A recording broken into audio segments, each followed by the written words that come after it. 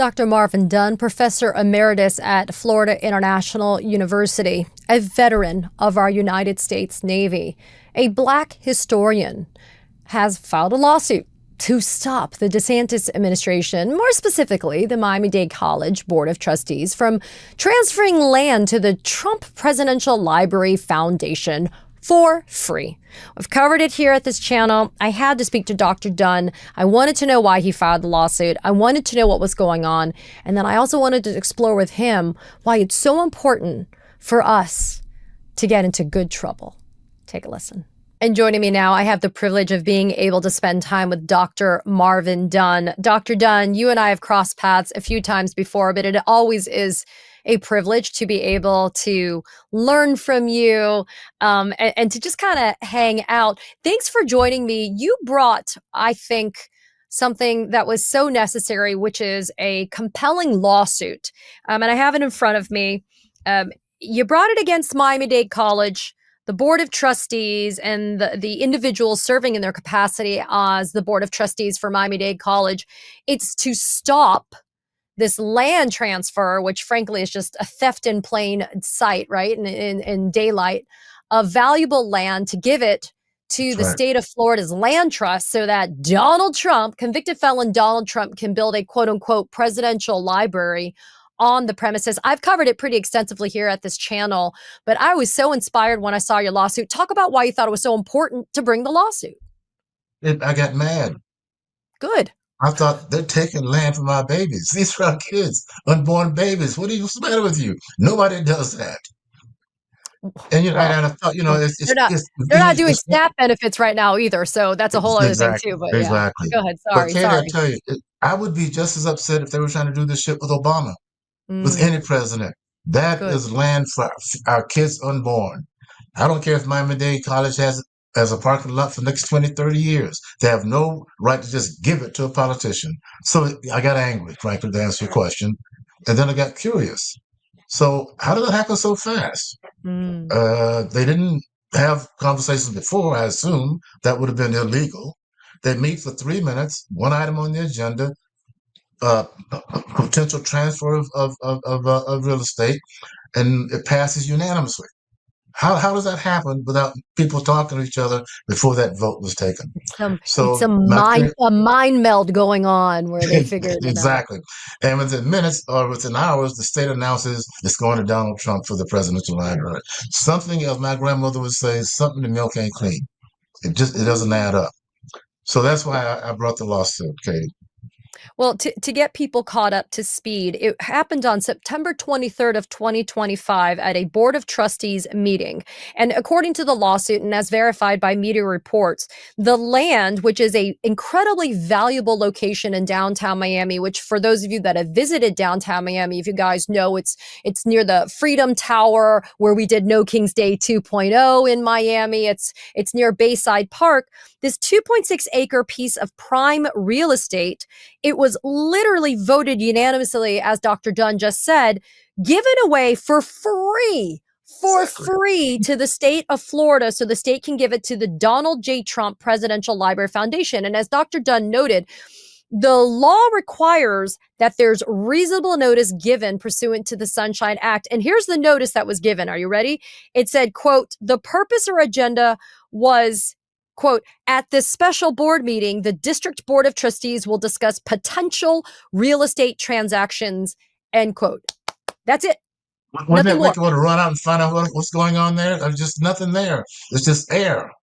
So that's the basis of our suit, that there was not adequate, reasonable knowledge given to the public so that we could have something about this giveaway. And Kate, I think the reasons that there was not a public notice is that they didn't want people coming in there. Most people in Dade County don't want that land to have been given away. Even folks who support the president in Dade County, most people who responded to a poll who support the president, Republicans, say that land should not have been given away. So it's a painful hurt to our community, and we're going to resist it all the way as far as we can. Well, and the reason why it really smells, and to use that great saying from your family, that something's rotten I was going to say something's rotten in that milk, my friend. What ended up happening here was So the Board of Trustees votes at Miami-Dade College, which is a public college, by the way, people. If you don't know this, this is a public college, and it serves this our community and others outside of our community to provide an education. What it did was this: it then transferred the land to this land trust, and the land trust, Dr. Dunn, is made up of the governor and at least three other people, including his attorney general, who I cannot stand, and like just basically DeSantis cronies are on this Correct. land trust, and then they're the ones that said we're going to give it over to Trump, right? Correct. Correct. Exactly. And people in Florida should be outraged at that. At that same meeting where they gave away this land to Trump, they charged. Let me get it straight. There was a Republican donor that they paid $83 million for his land, but gave away the land that belonged to Miami-Dade College. So there was a lot of things going on in that meeting beyond just what the Board of Trustees did. We just don't know about. So the reason for the lawsuit is to find out, bring the stuff out into the sunshine. Was that one lot the only lot traded out? Miami-Dade College owns 3 lots there. One of them is huge. And I think that really, really big one right opposite the Miami Arena is the Golden Egg. So we don't know how much of that land, of those 3 lots that Miami-Dade College owns, have been given away, traded away. We hope that the lawsuit will clear up some of those questions. Yeah, and the Florida Sunshine Act is a law that requires this measure of transparency when places like the Miami-Dade College, a public institution, is operationally doing things and making decisions like this. It's this exact idea. You have to have transparency on it so people understand. And you know what's wild is, because like I said, I covered it here, there have been discussions previously with developers on what to do with that land. It could be used for classrooms. It could be used for, frankly, commercial purposes, but it would at least make money for the college. It would at least bring in Exactly. money, right? Exactly. Exactly. And that's not And going to then happen. They're gonna build. They've been very clear. They're going to build an iconic structure on Biscayne Boulevard on that property. They've talked about condos. They've talked about bringing the president's plane once he retires and gives it up, having an airplane sitting on Biscayne. I'm serious. They're going to put that big thing on Biscayne Dr. Boulevard once the Dunn president stops using it. It belongs to the Trump Library. That gift from Carter belongs to from the Qatar. Mhm. library and will come eventually to Biscayne Boulevard. So, you know what's outrageous? You want to talk about a colossal waste of damn time? Here we go. So, you filed this lawsuit. And by the way, shout out to Andres Rivero, who I love at Rivero Mestre, one of your lawyers, and Richard Brodsky, also Yes, another they're great great. lawyer. Pro Shout bono, out pro to my bono. local lawyers. A big Yeah, fan of both those gentlemen. So, y'all go to court and you get Judge Mavel Ruiz. And Judge Ruiz actually grants a temporary injunction. She basically says, yes.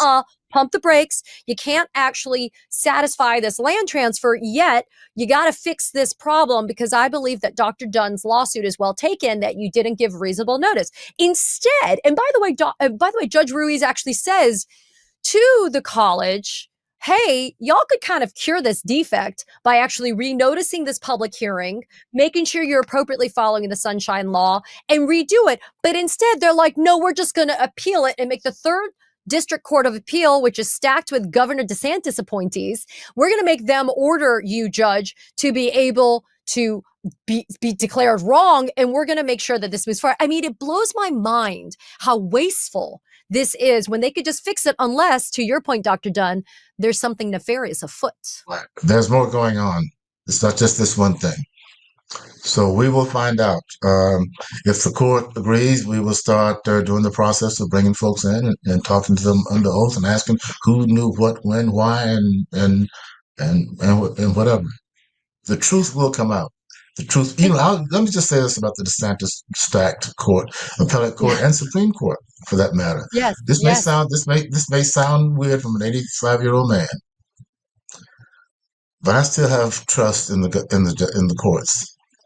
I really do believe that if our country is saved, it's going to be just judges who will say, Republican, Democrat, whoever, that's wrong. That's not lawful.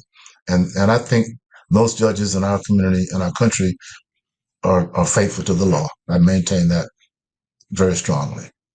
And I appreciate that vote of confidence, Dr. Dunn, because I too believe in the rule of law. And I do believe that the courts, the judicial branch is going to have to save us at this point. We have an ineffective legislature that doesn't do anything in Congress and an executive branch that's overreaching. And so we have to count on the courts to stop this. And listen, I'm not surprised. I am surprised that you're 85 because you certainly don't look 85. But Dr. Dunn, I'm not surprised that you would bring this lawsuit. Part of the reason why you and I have crossed paths before is not only are we both Floridians and South Floridians at that, but you've really been at the epicenter of racial justice, or perhaps lack thereof, especially in Florida. Your roots Right. go deep and strong and long in this state. You founded the Miami Racial Center for Justice. You have a PhD in psychology, your bachelor's from Morehouse College. Congratulations on being the recipient of the 2025 Benny Oh, thank Service you for mentioning Award. it. Thank you. And Dr. Dunn, I want to take the privilege right now of spending some time with you to talk about, though. And by the way, thank you also for your service as a naval officer. I appreciate your service, sir. I want to talk about why it is so important for us to do things like you're doing, standing up at a time when all they're trying to do on the other side is stoke fear and to try to make us feel downtrodden, where we don't feel empowered to be able to do these types of things. You know, Katie, once you decide, there's nothing they can take away from me. What are you going to do with me? There's nothing they can take away from me. So stop me from speaking. Stop me from teaching. There's nothing you can take away from me. And once you have that sense of freedom, you can say and do whatever you wish. And I understand people have obligations. I understand people have mortgages and kids in college and all that. I'm Yeah. retired. I do have that kind of flexibility. But across the board, it's when people say, okay, make me. Whatever's at risk, I'm going to do the right thing. And I think what we see now with all these folks turning out for No King's Day and all of that, there's a lot Yeah. of Americans that are saying, okay, make me. Make me. You have written books, you have films, you have documentaries, you've done Black history tours. I mean, Yeah. and again, like I said, your family roots go deep and long in this community and in the state. Your thoughts about the the the the whitewashing, sir, of our history, not only here in Florida through the war on culture, the quote, war on woke by DeSantis and his administration, the book bans, the Yeah. attempts to rewrite what our history is, to whitewash it so that future generations don't know the truth about how we got where we are. Well, you know, now we're going to have a Florida Black History Museum in St. Augustine. I will never set foot in it. You're going to have a Black History Museum that DeSantis tells the black folks what goes into it. Huh. Why would a black person go into a Black History Museum where white people picked out what could be in it? So I'm very, very disappointed that that's going to happen. It's crumbs to the black community, but I don't need to go to a Florida State Black History Museum to learn the benefits of slavery. And that's the kind of stuff they're going to be putting out in this museum. You know, let me just say this, Katie, because my work has dealt with the most painful parts of Florida history, lynchings. You know, I've gone to almost every place in Florida where these kinds of horrific things happened. And I've been doing that now for 20 years. I won't go into details, but almost every place I've been in studying these events, I've found at least one or two white people who did the right thing. One or two Wow. white heroes who said, no, the mob can't come in here. Who said, I know these people. They work for me. Get out of here. You find that even in the worst of historical horrific incidents, I've found, except in one incident, people who came, white people, a few, who came forward and tried to protect black people. Most white folks just stayed silent. They knew who did what when, but it was their uncles and brothers and dads out there doing this stuff. So the kind of racial violence that we have experienced in our country has happened because most white people were offended by it, frankly, but remained silent.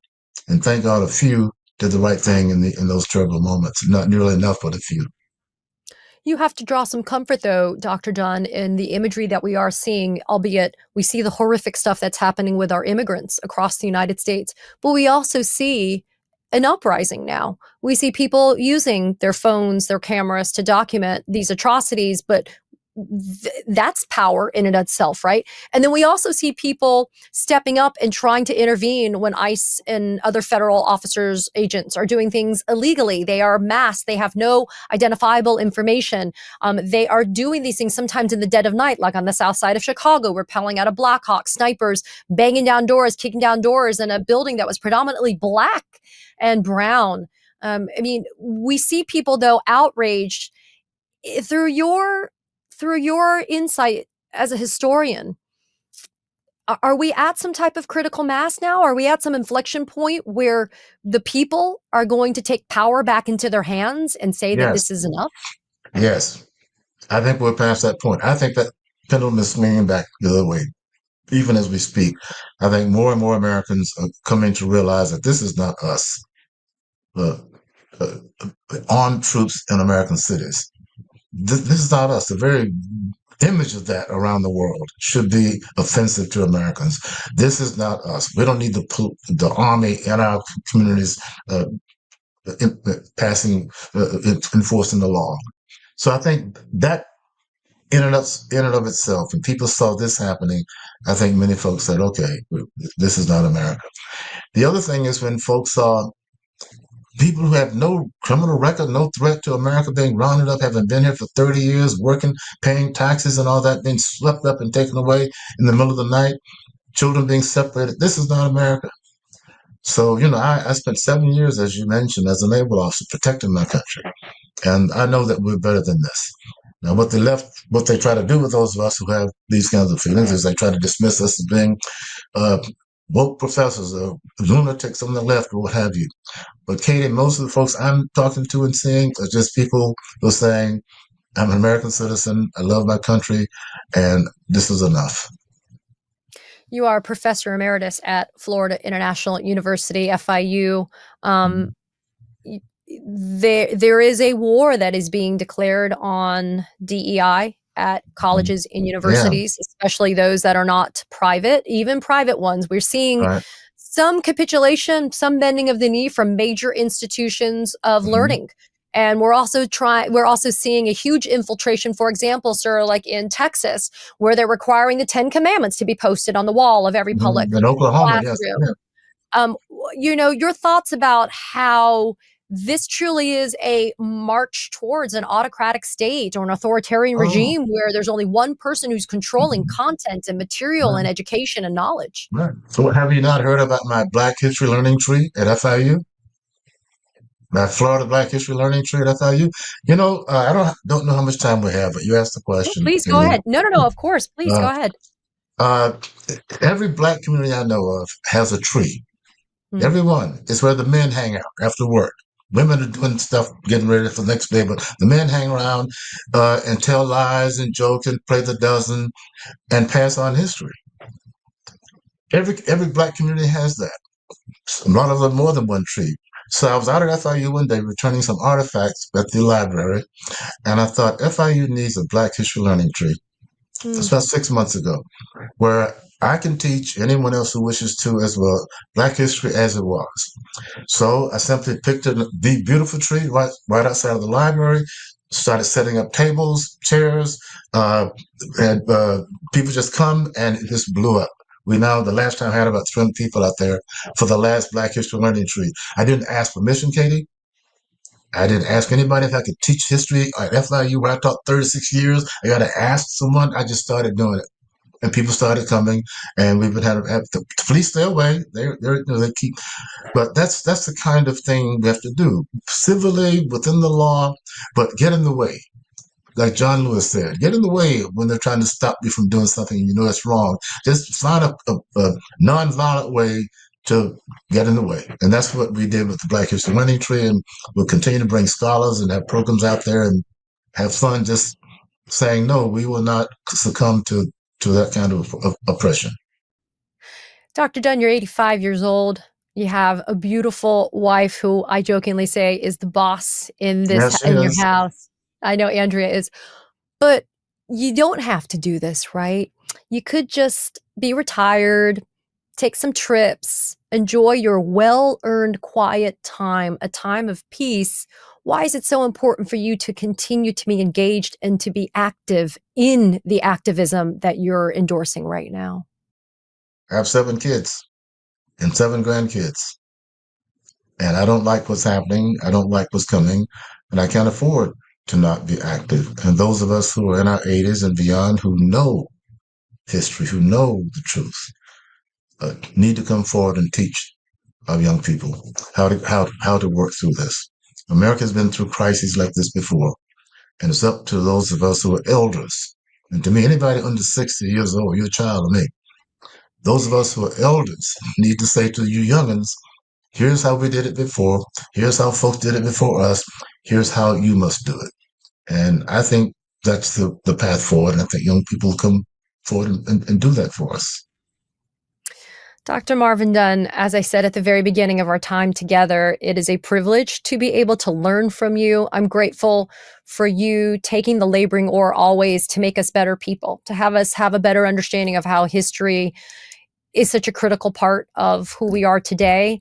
And my hat off to you, sir, for this lawsuit. I think it's a necessary thing, and I think it's a version of good trouble, sir. So I appreciate it. Thank you for being with Thank me. you so much. My pleasure.